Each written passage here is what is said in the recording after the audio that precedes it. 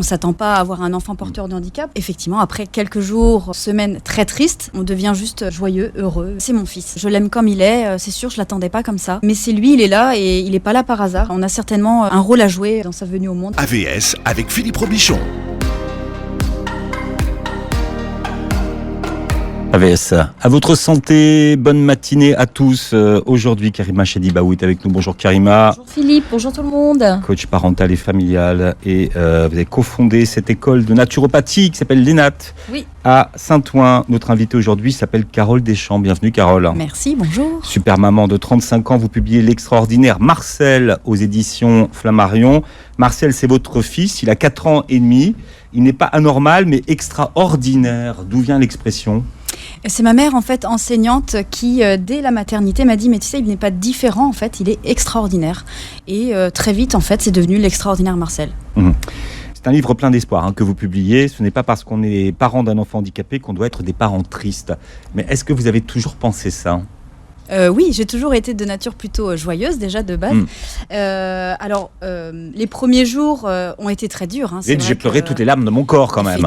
Effectivement, parce qu'on ne s'attend pas à avoir un enfant porteur de handicap. On se dit, mais c'est pas possible, j'ai eu un suivi de grossesse normale, c'est pas possible.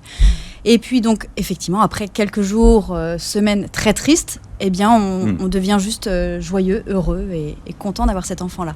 Pourtant, vous aviez fait la fameuse prise de sang qui détecte d'éventuelles anomalies génétiques du fœtus, qui permet de mesurer les taux de risque de la trisomie 21.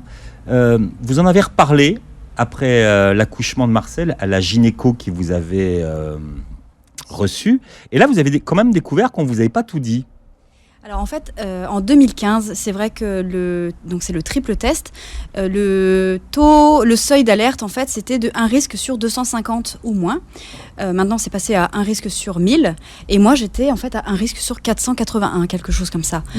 Donc là, on est en 2020. En 2020, j'aurais pu faire une prise de sang complémentaire, en fait.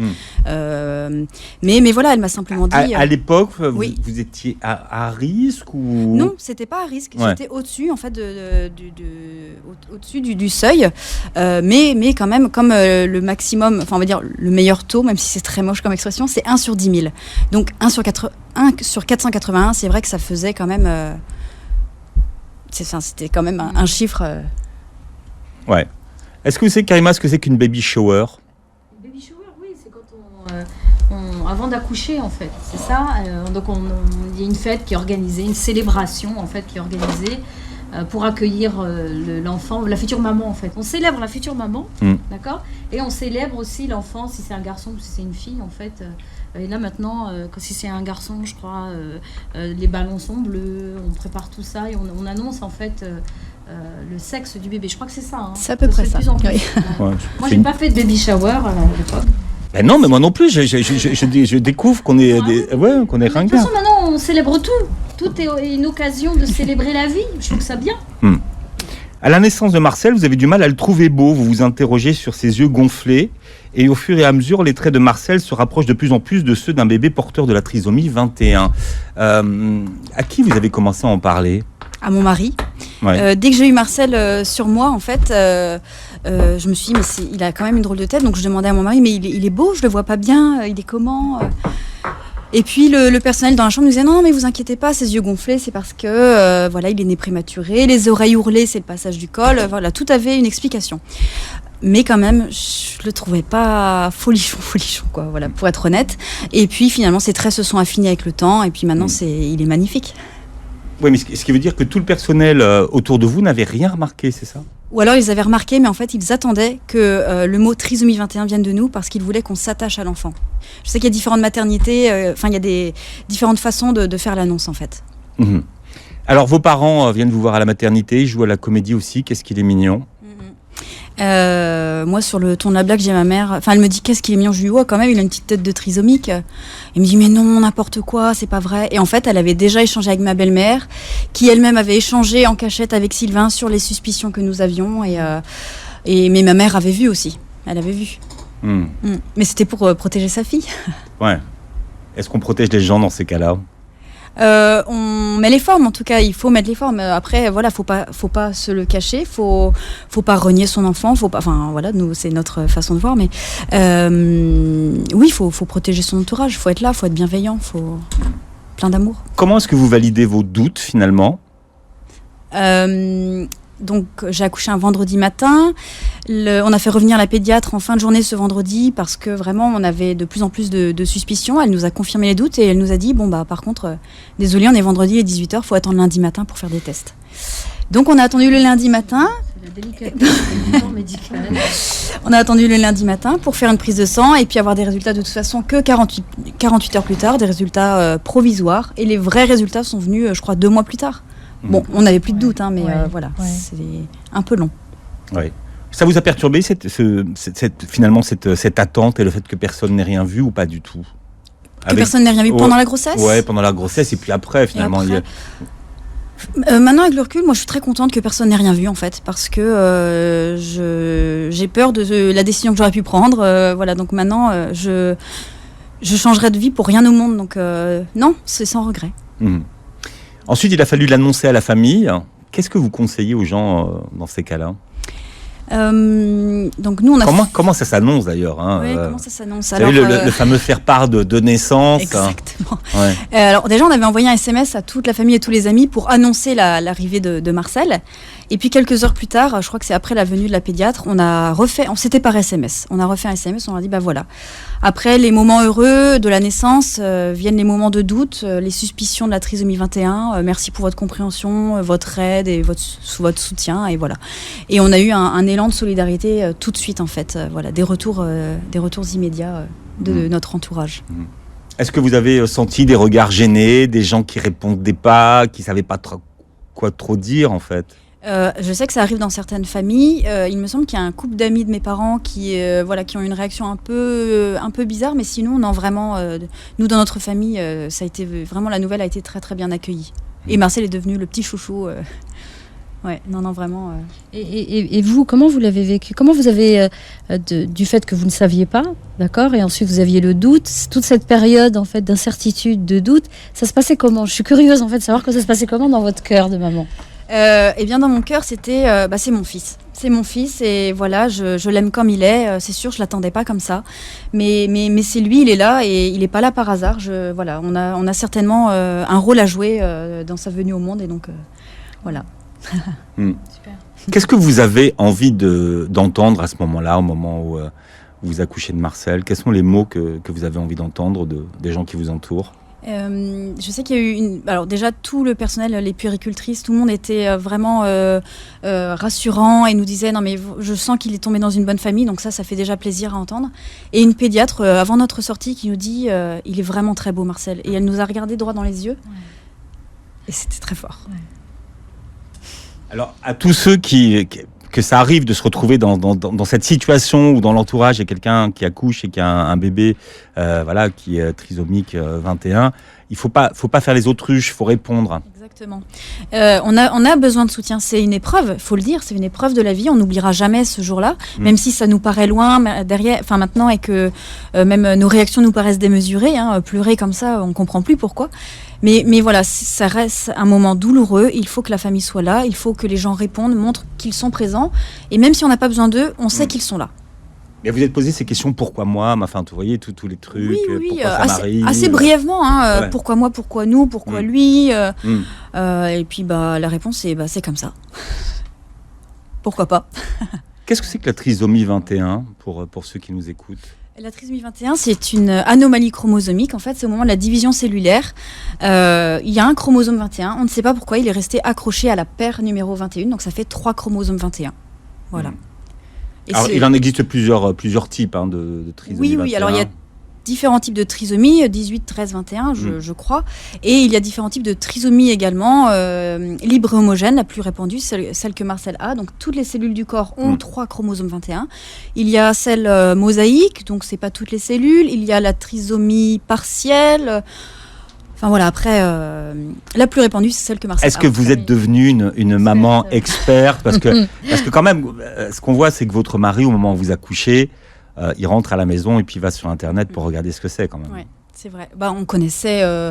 La trisomie 21, c'est vrai que c'est un handicap très connu, mais très connu de nom, en fait. Après, Oui, voilà. dans le quotidien, on ne connaissait pas du tout, on n'était pas concernés. Donc, et de là à dire que je suis maintenant super calée en trisomie 21, non, parce que Marcel, il est unique, il est Marcel, donc il a sa trisomie, il vit avec et il évolue pas comme un autre enfant qui a le même handicap. Donc, non, je suis pas super calée non plus, quoi. Ouais. Est-ce qu'on connaît le pourcentage d'interruption de grossesse après un diagnostic prénatal de trisomie Il est énorme, ça doit tourner autour de 97%, je crois. Je peux comprendre, je ne juge pas, on n'a pas tous la même vie, on n'a pas tous forcément un mari qui est là pour nous soutenir, on n'a pas tous les moyens financiers parce qu'il faut réduire son temps de travail si on veut aider son enfant aussi à bien se développer. Donc oui, c'est un chiffre important. J'aimerais bien, c'est vrai qu'il soit un peu moindre parce que et c'est un peu notre but via les réseaux sociaux. On veut montrer qu'on peut être heureux avec un enfant porteur de trisomie 21. On a une très belle vie, lui aussi, et donc bon. Vous avez posé quand même un peu la question, si je l'avais su avant. Oui, et d'ailleurs, vous apprenez à l'hôpital que jusqu'à la veille de l'accouchement... Oui. J'ai eu froid dans le dos. Oui, on nous a dit, vous savez, vous l'auriez su hier, avant votre accouchement, vous auriez pu faire une IMG, une interruption médicale de grossesse. Et là, je me suis dit, mais un bébé de cette taille-là, j'aurais pu le tuer, en fait. Ouais. Mais bon, voilà, il y en a qui font ce choix-là, c'est chacun son choix. Mais oui, après, oui, c'est... Voilà, je ne sais pas comment on s'en remet, personnellement. Voilà. On vous envoyait une psy quand même. Oui, pas la meilleure. Disons pas celle qui était adaptée. C'est fourni à la demande par l'hôpital, par la maternité. Comment ça se passe? Oui, c'est ça. On nous a dit je pense que ce serait bien pour vous de parler avec une psy. Ça pourrait vraiment vous faire du bien. Et en fait, elle est arrivée. Alors, elle a été de bons conseils pour certaines choses. Elle nous a orientés vers l'association Trisomie 21 et les Vilaines, ce qui était très bien. Mais voilà, elle avait une façon de parler qui était vraiment pas... On avait presque envie de lui dire, on n'est pas si triste que ça. Attention. Ouais. Mais après, j'en ai vu une autre, quand même. J'ai fait la demande. Je me suis dit, j'ai peut-être quand même besoin de voir quelqu'un. Et ça m'a fait du bien, faut le dire. Ça m'a fait du bien. Est-ce que ça vous a amené à réfléchir sur ce qui pourrait peut-être être amélioré dans les maternités En fait, dans la maternité où j'ai accouché, je trouve que les gens ont été quand même plutôt très très bien, que l'annonce a été faite quand même plutôt en douceur, qu'on a été bien entourés. Mais voilà, en échangeant avec d'autres parents, je sais que c'est pas le cas pour tout le monde et que oui, j'espère qu'il y a des gens qui vont m'écouter, qui vont lire le livre et qui vont voir qu'il faut prendre des pincettes quand même, faut accompagner les familles. C'est pas, on n'annonce pas que, je sais pas moi, j'en sais rien, son fils est né avec des cheveux ou pas de cheveux. Son fils est né avec 3 chromosomes 21, quoi. Oui, et puis tous les aménagements à faire et tout le changement, le bouleversement que ça amène. Et que c'est pas forcément une fatalité ou une honte, parce que souvent, on peut le voir, la communauté dont je suis issue, où quand on a un enfant porteur d'handicap, on le cache, on veut pas le montrer, on culpabilise, on a un peu honte, on sait pas comment s'y prendre, on sait pas qu'il y a d'autres personnes, on reste un peu isolé dans parce qu'il y a toute la famille qui déboule à l'hôpital. Exactement, et puis bon, avec toutes les festivités qu'il y a autour, la nouvelle naissance, et puis finalement, c'est pas l'enfant qu'on attendait. Là, ça peut être très violent, vécu vraiment d'une manière très très violente. En plus, si le corps médical lui aussi ne met pas n'accompagne pas d'une manière humaine, c'est-à-dire de mettre des mots, de mettre là ce que j'entends de Carole, de l'expérience de Carole avec Marcel, et cette photo est vraiment magnifique, elle nous parle. C'est juste incroyable.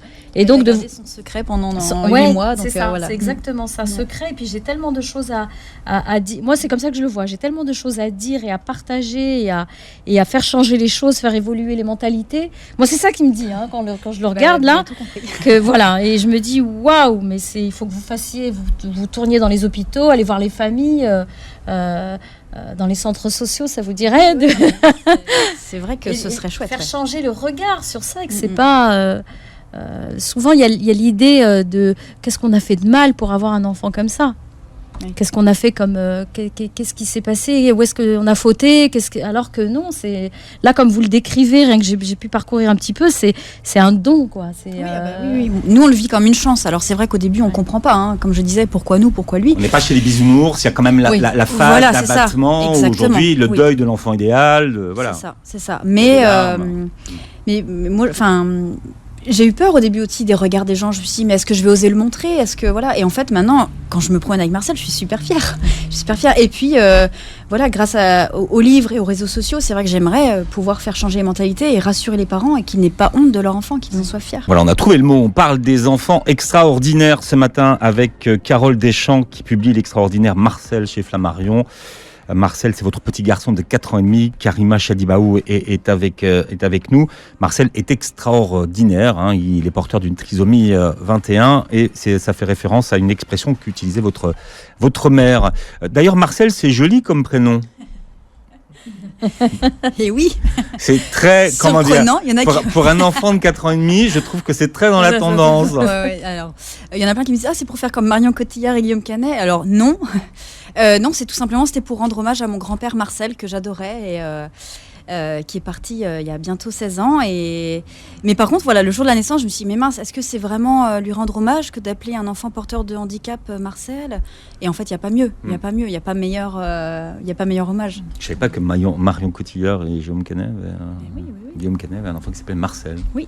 Peut-être un grand-père aussi, Marcel. Non, c'est lié à son expérience dans exactement. Dans Edith Piaf. Chauffe Marcel. Ah oui, Cerdan. Voilà, c'est ça. Non, c'est pas pareil, forcément.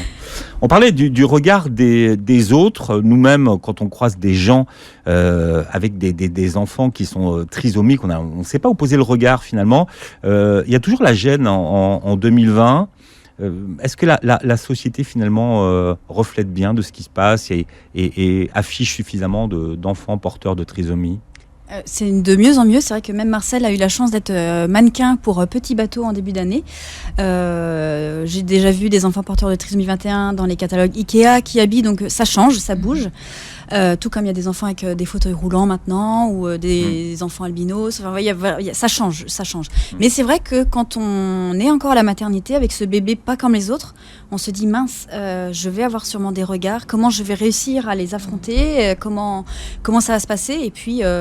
Et puis en fait maintenant je suis juste fière de sortir avec Marcel. Voilà. D'accord, mais vous les avez eus ces regards ou pas? Pas tant que ça. Vraiment. Alors en fait j'ai toujours le bénéfice du doute. Maintenant quand on me regarde je me dis ils ont dû reconnaître Marcel. Voilà. Et peut-être que c'est pas ça du tout, mais si, voilà, je me dis, ils ont dû reconnaître Marcel, et puis c'est jamais des regards méchants, pour l'instant. Mais il y a des regards de pitié. Mais je les ai pas sentis. Ouais. Ou alors je suis tellement fière que les gens se disent, ça sert à rien de la regarder avec pitié, parce que elle peut être plus haut que son cul, avec cet enfant. Comme on dit à la radio, on coupera oh là là, montage. mon Dieu, je m'emballe. Non, mais vraiment, j'ai pas ressenti ces regards. De pitié. Ouais, de pitié. Non. On a eu sur les réseaux sociaux des mots méchants, mais c'est des gens un peu lâches parce que c'est jamais face à nous en fait. Alors, comment l'idée de médiatiser entre guillemets Marcel est-elle venue? Je comprenais pas quand j'étais enceinte tous ces gens qui montraient leur enfant sur les réseaux sociaux. Je leur disais mais c'est privé, pourquoi ils font ça? Et puis quand Marcel a eu 3 mois, l'idée nous est venue de parler de son handicap, de son quotidien, montrer que voilà, déjà à 3 mois, il allait chez la kiné, il allait chez la psychomotricienne, il était allé voir une cardiologue, enfin, montrer que ce petit bonhomme, il se démenait déjà pour avoir sa place. Courageux. Oui, voilà. Donc on a réfléchi, et puis l'idée des réseaux sociaux est venue comme ça, et on a ouvert la page Facebook d'abord quand il avait 4 mois, et c'était vraiment dans une idée de partage. Qui portait déjà ce nom. Oui, l'extraordinaire Marcel. Ouais. Et alors, quelles sont les réactions à la page Facebook à ce moment-là? Est-ce que vous êtes suivi par beaucoup de gens qui se reconnaissent à travers votre histoire? Alors ça a très vite pris effectivement sur Facebook. J'ai publié un soir et dès le lendemain, il y avait déjà plusieurs milliers de personnes qui suivaient Marcel. Et alors c'est des familles concernées, mais c'est aussi des gens qui se sont attachés à ce petit bonhomme qui a une bonne bouille, quoi. Donc ça touche vraiment de toutes les populations. Les parents concernés. Je sais que ce matin, j'ai eu j'ai eu 2-3 personnes qui me disaient on te suit. Ah oui. Voilà. Oui, et c'est comme ça que j'ai appris que c'était des parents concernés. D'accord. Mais c'est toujours pareil. C'est ces expressions un peu valises, vous voyez. Oui, c'est vrai que c'est une expression très commune pour nous maintenant quand on reçoit des messages. Ah, est-ce que vous êtes concerné? Et ça sous-entend effectivement, est-ce que vous avez dans votre entourage quelqu'un qui est porteur de trisomie 21 Bon, ça commence par la page Facebook, mais ça c'est que le début finalement. Par Facebook, et puis très vite il y a un article dans l'Ouest France, et puis il y a des... Alors, Ouest France, c'est quand même le quotidien le plus tiré de France. Hein. Ah oui, Ouais. ah bah voilà. Dans la PQR, la presse quotidienne régionale, Ouest France, Oui, et c'est vrai encore que... le plus grand quotidien de France. D'accord. Ouais. Eh ben oui, donc on a commencé par Ouest France, et puis après en plus local des télés, et puis il y a eu Instagram, et puis la plus chouette et originale des expériences, en tout cas, c'est ce livre, l'écriture de ce livre. Mais qui est suite à... Ah oui, j'ai été contactée par mon éditrice via Instagram. Voilà, elle nous suivait, elle m'a Bien. écrit une première fois, je lui ai dit oui, bah merci pour ce gentil message, et elle est revenue vers moi. Non, vraiment, j'aime beaucoup votre façon de parler du handicap et de votre quotidien, on aimerait vous rencontrer. Et donc là, j'ai cliqué sur son nom, éditrice Flammarion. Oh oui, bonjour. Mais c'est ça, c'est comme ça que ça fonctionne aujourd'hui. Qu'est-ce que vous racontez du quotidien de Marcel sur les réseaux sociaux aujourd'hui ? Alors au départ, c'était vraiment le quotidien autour du médical. C'était pourquoi Marcel va chez la kiné, pourquoi il va chez la psychomote, qu'est-ce qu'on essaye de développer, qu'est-ce qu'il faut mettre en place. Et même la psychomote, hein, c'est pour psychomote. ceux qui sont concernés. Ouais, psychomote, ouais. Et puis Marcel est devenu grand frère, donc on a remis un pied finalement dans le milieu ordinaire avec Basile qui a 2 ans et qui n'a pas de handicap. Donc maintenant, ça va être vraiment un peu tout. Alors il y a toujours, on essaye toujours de tourner autour de Marcel et de choses spéciales. Mais voilà, si j'ai envie de dire, Marcel est content à la plage, je vais dire Marcel est content à la plage. Enfin voilà, il y a. Vous avez fait un tour par la communication ?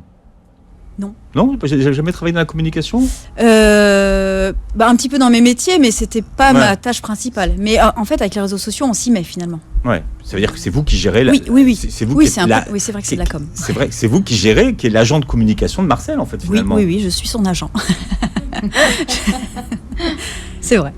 Il y a eu les maternelles. Bon, alors là, les maternelles, c'est autre chose parce que là, c'est vu par, c'est quand même l'émission peut-être la plus regardée de France pour les futurs parents. Qu'est-ce que ça a changé dans la vie de Marcel ? Alors on a fait un premier reportage dans la maison des maternelles avec Mathieu, le journaliste, quand Marcel avait 16 mois je crois. C'est vrai qu'il y a eu énormément de retombées sur les réseaux sociaux, beaucoup d'encouragements, des remerciements aussi pour les familles concernées. Et voilà, là je me suis dit, il y a vraiment, il faut continuer à partager notre quotidien. Parce qu'on sent que ça fait du bien à tout le monde, les gens sont contents et ça leur fait du bien de voir une famille aussi... finalement où tout n'est pas parfait. C'est déculpabilisant pour tout le monde. C'est-à-dire que la mère parfaite je ne connais pas. Sur Insta, Voilà, ouais. C'est pas moi. Elle n'existe C'est pas. pas moi. On l'a déjà dit ici. ah bon, dans moi, je crois cette que émission. moi j'ai toujours cru que la mère On est parfaitement imparfaite. Voilà, c'est ça. sur C'est Insta Voilà. qui était toujours parfaite, Non. toujours coiffée le matin, Ouais. pour aller à Alors, la gym. Forcément, on fait un tri de photos, on met les plus jolies, mais voilà, dans les textes, je ne mens pas. Je fais pas croire que tout va bien quand ça va pas très bien.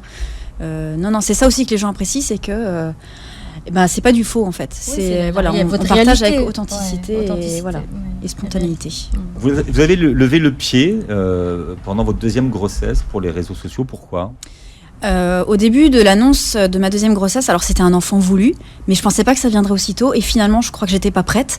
J'ai eu plein de questionnements. Est-ce que ça va bien se passer ? Est-ce que j'ai vraiment un enfant dans le ventre ? Est-ce qu'il y en a pas 2 ? Parce que ça, j'avais un peu peur de ça aussi. Est-ce qu'il sera en bonne santé ? Est-ce qu'on va devoir faire un triple test ? Est-ce que voilà ? Et là, en fait, j'ai eu un besoin de couper avec les réseaux sociaux parce que sur les réseaux sociaux, je suis aussi beaucoup de comptes d'enfants avec un handicap ou avec une maladie, avec des fins pas toujours heureuses. Et j'ai pris peur, j'ai paniqué. Je me suis dit, Vous ne vouliez pas être une éponge ? Je l'étais déjà et c'est vrai que j'ai eu un trop plein là de stress, d'émotions et je me suis dit, il faut que j'arrête tout, faut que je me concentre sur moi, sur cette grossesse et j'ai pu reprendre après une fois qu'on a eu les résultats de l'amniosynthèse et qu'on m'a annoncé un bébé qui normalement allait bien. Comment vous avez fait prendre en charge cette deuxième grossesse alors finalement ? Est-ce que c'était beaucoup plus de stress, beaucoup plus de... Jusqu'aux 4 mois et demi, donc c'est-à-dire jusqu'au résultat de l'amniosynthèse, oui. Je peux pas dire que j'étais hyper sereine. Comme je disais, j'avais peur au début qu'on m'annonce que non, en fait, œuf clair, il n'y a pas d'enfant. Ou mince, je vois qu'il y a une malformation. Donc non, j'étais pas bien du tout, du tout. Mais après, j'ai pu enfin vivre cette grossesse sereinement, avec toujours en me disant. Le jour de la naissance, on ne sait jamais, il va peut-être y avoir quelque chose. Donc voilà, il a fallu vraiment que j'ai Basile dans les bras pour me dire, ça y est, il est là. Bon. C'est le petit frère, Basile. Oui. Il y avait un autre grand-père qui s'appelait Basile. Non, il y avait un chien. D'accord. C'est horrible de dire ça. Ou c'était en hommage à la bande à Basile. Aimer un chien qui peut être aimé, qui fait partie de la famille, voilà, qui a eu un impact sur vous. Et voilà. C'est possible aussi. Prenez pas sa défense, Karima. Mais attendez. Mais c'est très beau aussi comme prénom. Non, et Marcel et c'est très Basile, joli. ça va J'aime très bien beaucoup. ensemble. Et la fratrie, justement, comment ça se passe, les deux? C'est incroyable, ils s'entendent vraiment très très bien, déjà avant le confinement. Mais ce confinement a vraiment les a liés et soudés encore plus. Et ils ont une connivence incroyable, ils s'entendent vraiment très très bien. Non, c'est fatigant, mais c'est super chouette. Ouais. Comment est-ce que quel regard Basile, il est petit, Basile a quoi, 2 ans? Il a 2 ans tout juste. Ouais, donc, est-ce qu'il porte un regard sur l'extraordinaire Marcel ou pas du tout? Non, il en est fan, parce que Marcel fait des spectacles et on rigole beaucoup avec Marcel.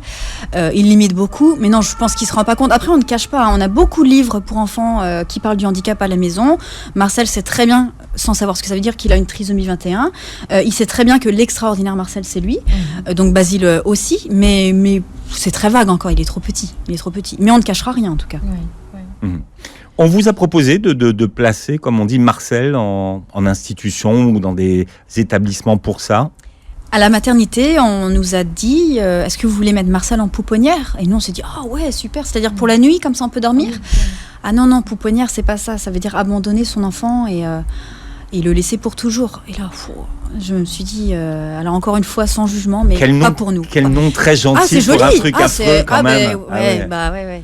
Moi, je me suis dit, pouponnière, je dormirais bien 4-5 heures. Mais non, pouponnière, c'est pas ça. C'est vous avez interrogé votre entourage quand on vous a proposé ça en disant qu'est-ce que t'en penses? Non, mais pas du tout. C'était pas pour nous. Et puis, ça nous a fait aussi cette réaction de oula, pourquoi on nous demande ça, ça va pas. On s'est dit, c'est que vraiment, on l'aime cet enfant. Voilà, il n'y a pas de doute, on peut déjà plus s'en passer en fait. Mais ils vous l'ont quand même. Ils nous l'ont quand même proposé. Peut-être que c'est dans la marche à suivre, peut-être qu'ils se doivent de le proposer, mais c'était pas fait pour nous. Vous connaissiez les pouponnières, vous, Karima? Pas sous ce nom-là, mais je pensais pas qu'on les appelait comme ça. Mais pouponnières, ça me fait penser à des choses. Oui, c'est pour pouponner. Pour pouponner, on s'en occupe. Mais en même temps, il y a quelque chose aussi de positif, même si l'acte nous semble. Pour nous, on se dit non, on ne pourrait pas faire une chose pareille, mais il y a d'autres personnes qui sont tellement désespérées ou perdues, qui ne savent pas. Et heureusement qu'il y a des choses aussi comme ça qui leur sont proposées. Et heureusement qu'il y a des familles derrière aussi prêtes à les adopter. Exactement. Alors, il y en a parce qu'il vaut mieux. Il faut savoir ce qu'ils deviennent, en fait, surtout ces enfants. Il vaut mieux que ces enfants soient. Qu'on les mette dans des foyers où ils vont recevoir l'amour, ils vont recevoir l'attention et tout ce dont ils ont besoin, plutôt que d'être dans une famille où ils seront maltraités parce que justement les parents ont honte et qu'il n'a pas été désiré, on en a honte, on en a peur, on ne sait pas comment faire. Voilà, c'est une alternative. C'est une alternative. Voilà, l'extraordinaire Marcel, c'est devenu un livre chez Flammarion. On reçoit sa maman, Carole Deschamps, qui est là ce matin, et puis Karima Chelibaou. Marcel va à la crèche depuis 6 mois. Il a commencé la crèche, à ses 6 mois, effectivement, progressivement, d'abord 2 jours, puis 3, puis 4, puis 5. Et comme ça, il était prêt pour aller à l'école, en fait, il y a bientôt 2 ans. Ah oui, à partir de ses 6 mois, il est allé à partir de 6 très tôt, dès le départ. Et donc, il va dans une école normale, enfin, quand on dit normale, ordinaire. Oui, il est pas... faut expliquer. Il n'est pas pris en charge dans un établissement. Non. Alors, il a une AVS, enfin une AESH. Alors, AVS, ça veut dire chez nous, ça veut dire à votre santé. C'est ce que j'ai entendu, oui. Donc, AVS, auxiliaire de vie scolaire. Donc, c'est une personne qui est là pour l'accompagner en classe. Mais le nouveau terme, depuis un peu plus d'un an, c'est AESH. Mais je ne sais plus ce que c'est. Moi-même, je suis un peu. Mais ce que vous dites, c'est qu'en fait, finalement, il n'y en a pas assez. Il y en a pas assez. Elles sont fondamentales.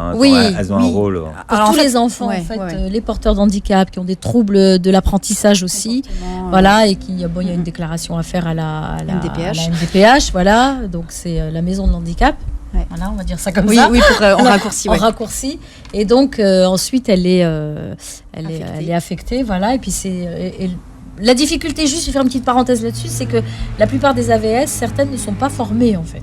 Il y a certaines qui ne sont pas formées pour pouvoir accompagner l'enfant à certains handicaps. Elles sont de bonne volonté, donc, elles sont de bonne volonté, débordantes d'amour, elles enveloppent, elles s'occupent, elles aident. Vraiment, c'est un vrai soutien. Mais Moi, je dirais pas qu'il en manque, parce qu'il y en a plein qui m'ont écrit au début, quand Marcel n'en avait pas, en me disant si je pouvais, je serais AVS. C'est plus un manque de moyens, en fait. Oui, parce que ça coûte. Oui, voilà. Enfin, ça coûte. Je pense qu'elle coûte pas très cher, mais malheureusement pour elle, non, elle gagne pas beaucoup. Mais et puis des fois, elle peut Non, être, quand je dis ça coûte au budget, en fait. ça coûte au budget à l'école, Ouais. et parce qu'il y a plusieurs, le financement, je sais pas comment il se fait, mais des fois, il y a... C'est pas l'académie. Oui, il y a une partie. Oui, il y a la MDPH aussi qui finance, parce qu'il y a une allocation aussi qui est donnée. Et je veux pas dire de bêtises, mais bon. Mais le problème aussi, c'est que des fois, certaines AVS ont plusieurs enfants à charge. c'est le cas de Marcel. Voilà. Oui. Voilà. C'est une AVS mutualisée, en fait. Elle est 2 heures le matin avec Marcel et elle change d'école l'après-midi. Voilà. Tout ça pour dire que le jour où ça vous arrive, finalement, vous ne connaissez pas vos droits. Et aucun parent ne connaît réellement ses droits. Et c'est pas très simple, finalement. C'est un peu le maquis, débrouillez-vous. C'est ça. Et 4 ans et demi plus tard, je suis pas sûre de tout savoir encore, parce qu'en échangeant avec certaines familles qui sont dans d'autres départements, elles ont d'autres éléments, en fait, selon les MDPH, Maison départementale des personnes handicapées. On n'a pas les mêmes infos, on n'a pas les mêmes retours. Alors, il y en a qui vont avoir l'AJPP, allocation journalière de présence parentale, d'autres qui peuvent cumuler avec l'A2EH, allocation des enfants, il y a un autre handicapé. Enfin voilà, il y a plein de choses qui sont très compliquées à comprendre et à mettre en place. Vous dites mettre en place le suivi médical précoce d'un nourrisson porteur de trisomie 21, c'est un peu comme passer des castings et se faire recaler parce qu'on n'a pas le profil recherché. Exactement. Ça sent le vécu, ça. C'est-à-dire Exactement. que vous êtes handicapé, mais pas comme on voudrait, Pas comme on voudrait. vous rentrez pas dans les cases. C'est ça. Soit trop jeune, soit pas de surhandicap, soit pas de problème cardiaque qui ferait qu'il serait prioritaire. Ouais, plein de choses. Et on se dit, mais c'est déjà bien une trisomie 21 ans pour commencer dans sa vie, je comprends pas. Mais bon, finalement, on a réussi à tout mettre en place et c'est le principal. Voilà, on oublie les difficultés. Aujourd'hui. Mais Aujourd'hui. c'était... Mais ça a été des c'est le heures parcours, au téléphone, avec la petite musique agaçante pour l'attente. Il faut être Des déjà, emails, là comme vous l'êtes déjà, Carole, être guerrière, hein. Maman guerrière, là, hein. C'est le parcours du combattant. Il faut, je pense justement, j'avais échangé avec la pédiatre, je suis française, donc c'est des termes quand même que je peux comprendre, mais il y a des familles qui sont en France et qui ne comprennent pas. Et je comprends qu'elles ne comprennent pas. C'est la jungle. Et donc on laisse tomber parce qu'on a l'impression qu'on ne va jamais s'en sortir. Est-ce que ça vous a coûté votre boulot ou le fait de travailler ou pas? Parce qu'à un moment donné, finalement, s'occuper de votre petit-fils, de Marcel, ça prenait beaucoup de temps et vous ne pouviez pas faire les deux. Alors j'ai réduit mon temps de travail pour pouvoir m'occuper de lui, effectivement, pour être sûre de ne pas louper des étapes à son développement, pour pouvoir passer du temps avec lui à la maison pour le stimuler. Alors au départ, quand il était petit, c'était beaucoup de massages aussi au niveau du visage, des parcours moteurs, mettre en place tout ce suivi médical, mais je regrette pas. Parce que en plus, j'aime bien changer de travail déjà. J'ai beaucoup changé. Ça aurait été peut-être compliqué de continuer avec la vie que vous aviez avant. Il aurait fallu qu'on ait une nounou, il aurait fallu qu'on sollicite encore plus les grands-parents, ils sont déjà bien sollicités. Ou alors, il n'en serait pas là où il est aujourd'hui, puisqu'il aurait eu moins de rendez-vous, moins de prise en charge. Donc c'est un choix, on n'est pas obligé de réduire son temps de travail, mais moi je trouve ça quand même nécessaire. Il y a beaucoup de visites avec beaucoup de professionnels. Quels sont les professionnels qui s'occupent de Marcel? Depuis tout petit, donc les premiers mois, vraiment, c'est kiné, orthophoniste, psychomotricienne, pour ne pas écourter et dire psychomote. Et puis à côté de ça, il y a plein d'autres rendez-vous qui viennent s'ajouter, selon les problèmes peut-être associés, ORL, orthoptiste, ophtalmo, cardiologue, podologue, voilà, plein de spécialistes. Ouais. Et encore une fois, vous êtes confronté avec des spécialistes qui sont quand même toujours surpris de voir que la trisomie de Marcel n'a pas été détectée au cours de votre grossesse. Qu'est-ce que c'était agaçant, ça? Non, mais c'est intéressant de voir que là, ce sont quand même des personnels de santé qui vous interrogent quand même. C'est vrai que c'était à n'y rien comprendre. Mais c'était au tout début, quand les gens ne connaissaient pas Marcel et qu'ils ne suivaient pas forcément d'autres enfants porteurs de ce handicap. Ils nous disaient toujours, mais vous l'avez su pendant la grossesse? Non. Ah bon? Je dis, oui, c'est pas moi qui ai fait des études en fait médicales. Et oui, non, c'est vrai que c'est une question qui revenait souvent, c'était mais vous l'avez su quand? Et j'aimerais dire en plus, pourquoi vous voulez le savoir? Ça change quoi Ça change quoi? Mais c'est fini tout ça maintenant, les gens ne posent plus la question parce qu'ils connaissent Marcel aussi. Qu'est-ce qu'ils posent comme question maintenant les gens? Les gens qui ne connaissent pas Marcel? Ouais.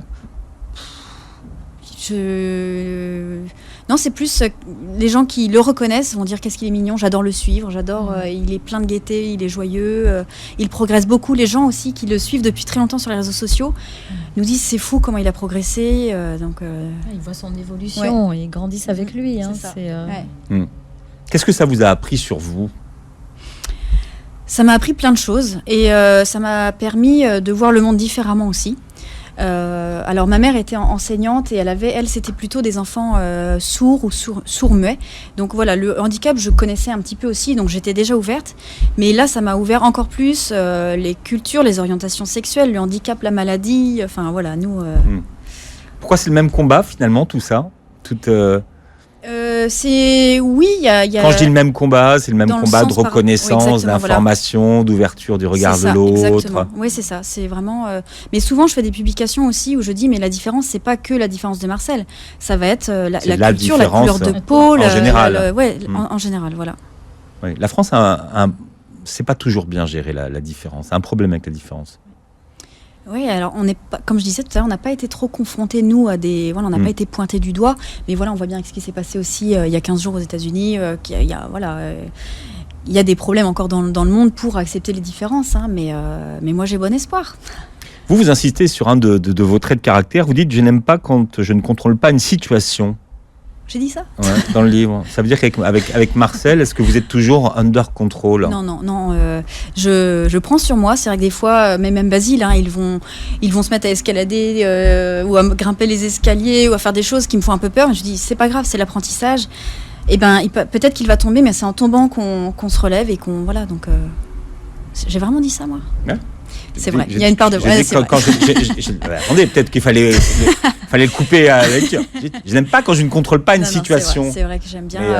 Mais oui, je vois bien. Même, là, vous êtes peut-être servi quand même, finalement, pour le contrôle. Oui. Et puis, parfois même, je voudrais délaisser à Sylvain, mon mari, mais non, j'aime bien avoir un regard sur les choses, c'est vrai. Votre couple a tangué, pardon de vous poser la question, mais après la naissance de Marcel. Oui, il y a eu des périodes vraiment où, en fait, très souvent dans les familles, le père au début est là et il est fort pour soutenir la femme.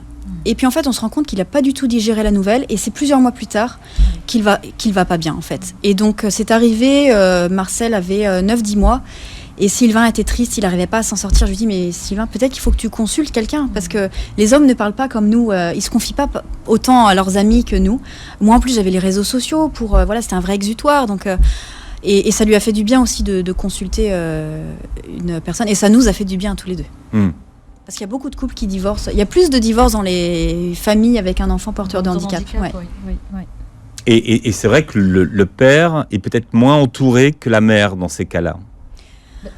Allez-y. Et surtout, oui, j'allais dire, dans ce cas-là, il est aussi, il est le pilier. Donc, il voit sa femme qui a porté l'enfant pendant 9 mois. Et puis, il se dit, bon, c'est pas le moment que j'écoute ce qui se passe en moi, ma tristesse, ou c'est pas le moment de faire le deuil maintenant. Donc, il met de côté et il est en soutien, comme l'a expliqué Carole. Il a soutien. Et après, une fois que la mère va mieux, là, il se dit, bon, et ça arrive souvent aussi quand on perd un enfant. Quand on perd un enfant, le papa va consoler la mère, va s'occuper d'elle et tout. Et à un moment donné, il n'est pas à l'écoute, il se coupe de ses émotions, il n'est pas à l'écoute de ce qui se passe en lui. Et c'est après, donc ça arrive après, c'est comme un boomerang en fait.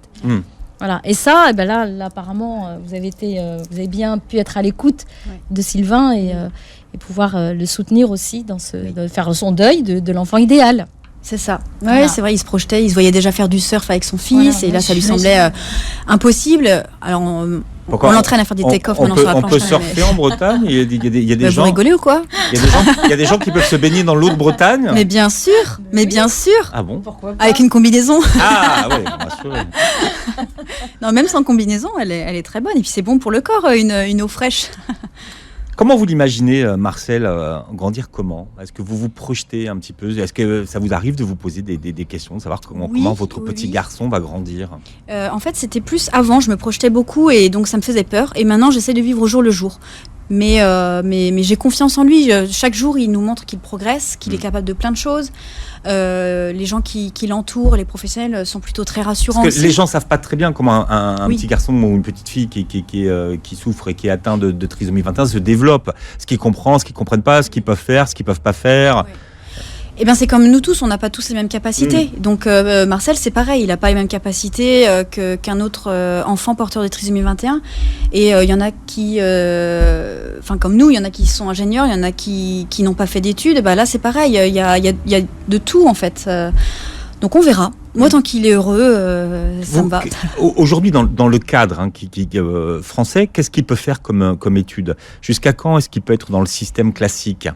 Alors, il y en a beaucoup qui vont au collège. Il y en a certains qui font des BEP. C'est vrai qu'après, voilà, en général, c'est plutôt en institut. Mais ouais, non, ça m'étonnerait pas qu'il fasse toute sa primaire en milieu scolaire ordinaire. Et puis peut-être qu'après, au collège, il ira dans des classes, ce qu'on appelle Ulysse. Mais on verra. Est-ce que ça vous amène à finalement habiter dans des endroits ou dans des régions où il y a des classes adaptées ?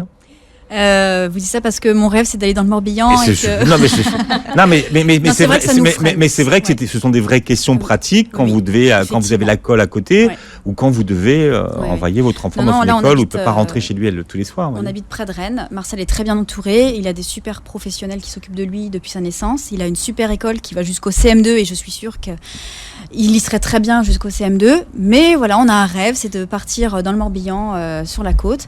Et ça nous freine, effectivement.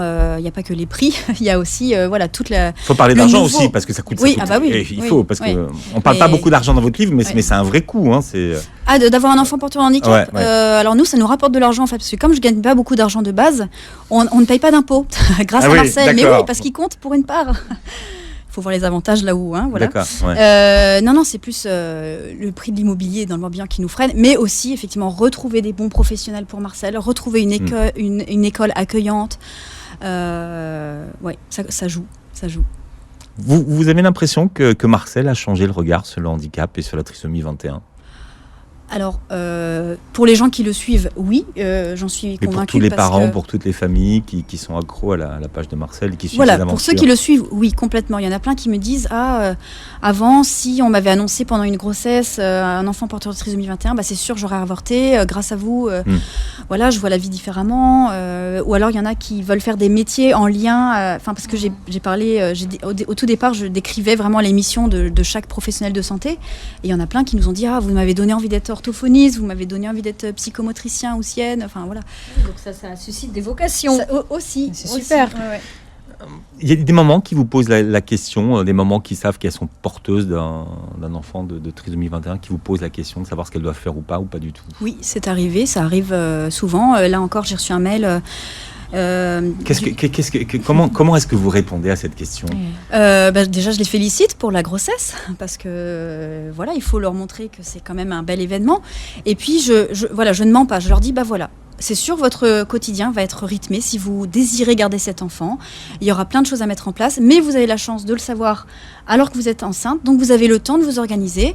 Et puis, voilà, si vous ne vous sentez pas de mettre tout ça en place, vous avez aussi l'option de l'interruption médicale de grossesse. Voilà. Je conseille les familles de s'orienter vers l'association Trisomie 21 de leur département, d'échanger avec d'autres familles. Voilà, c'est une décision difficile, quelle qu'elle soit. Parce que Marcel, il est un agent de l'administre. Oui. Et sa maman aussi. Oui. Son agent de com. Exactement. Bon, en tout cas, maintenant, Marcel, c'est un livre qu'on remontre à la caméra. L'extraordinaire Marcel chez Flammarion. Voilà, rappelez les adresses qu'on peut suivre sur les réseaux sociaux. Alors, sur Facebook, c'est l'extraordinaire Marcel. Sur Instagram, c'est l'extraordinaire Marcel. Et le livre, c'est l'extraordinaire Marcel. Voilà, et vous avez dit que vous étiez une super maman, donc vous êtes une extraordinaire maman. Merci. Carole. Merci. Vous aussi, vous êtes extraordinaire, Karima. Oh, pas autant qu'elle. Pas autant que vous, Carole. Franchement, je suis très émue, très touchée. Merci par ce témoignage. Merci beaucoup. Voilà, un livre qui va vous aider en tout cas, parce que c'est aussi un livre pratique. Et ça, il faut le dire pour tous les parents qui se posent des questions. Merci d'avoir été avec nous, Carole. Merci de m'avoir invité. Passez une très très belle journée sur Beurre FM et rendez-vous demain.